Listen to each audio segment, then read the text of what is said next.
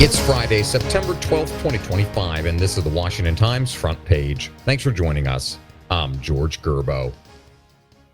The Federal Reserve faces a huge test next week as it weighs the state of the economy, with inflation running hotter than desired, but a worsening job situation all but requiring an interest rate cut.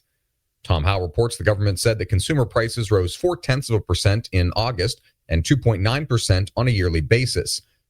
Although inflation is accelerating and is higher than the Fed's goal of 2% annually, it remains short of the worst fears. Jobless claims also soared to 263,000 in the week ending September 6th, the most in nearly 4 years.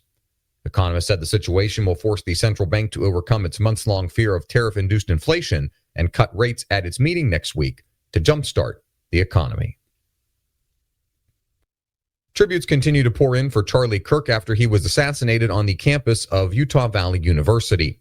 Valerie Richardson and Matt Delaney report investigators said the gunman took the shot that killed Kirk from a rooftop 200 yards from where Kirk was speaking to a crowd of about 3,000 people.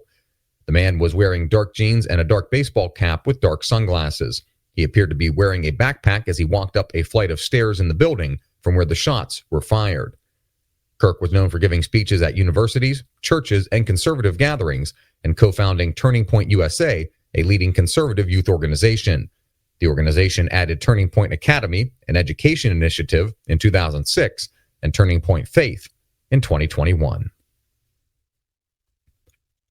The Federal Trade Commission has opened an investigation into the harm inflicted on children and teens who form intense emotional relationships with artificial intelligence companions. Sean Salai reports the companions are software programs designed to stimulate human relationships through chatbots or digital avatars that use generative AI to adopt imaginary names and personalities. Technology watchdogs have warned that a growing number of teens are turning to them for sexual conversations. By a unanimous vote, the FTC ordered 7 social media companies to disclose how they profit from the companions and what steps they've taken to protect minors.